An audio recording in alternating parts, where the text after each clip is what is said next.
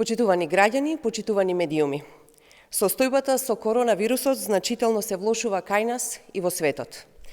Есенскиот бран се засилува и потребно е секој еден од нас да ги почитува постојните мерки за заштита, односно да носиме маска, да држиме дистанца и редовно да ги миеме и дезинфицираме рацете. Согласно новонастанатата ситуација, владата прифати нови мерки кои ги предложи Комисијата за заразни болести и веќе се во собраниска процедура и се очекува во најкус рок собранието да ги изгласа. Со овие предлог мерки, носење на маски на отворено ќе стане задолжително.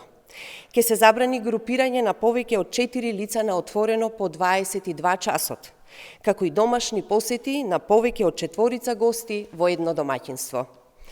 Доколку бројот на заразени расте, Комисијата за заразни болести најави веќе од утре до владата ќе предложи дополнителен пакет рестриктивни мерки.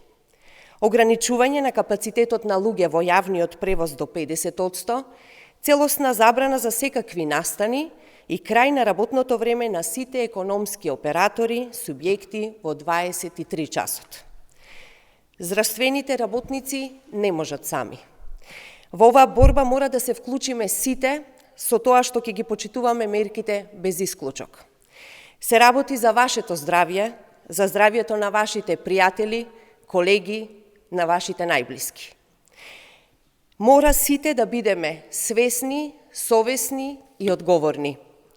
Во битката против COVID-19 ќе се вклучат и студентите од 6-та година по општа медицина. Овие идни здравствени работници ја препознаа својата важна општествена улога во моменти на криза. Да ја препознаеме и ние нашата, да се заштитиме и себе си, луѓето околу нас, да го заштитиме јавното здравје. Само заедно, како силни сојузници, институциите и граѓаните ќе успеат во борбата против коронавирусот. Благодарам.